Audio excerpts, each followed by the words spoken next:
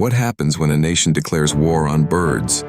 In 1932, Australia faced an unexpected invasion, not by humans, but by 20,000 emus.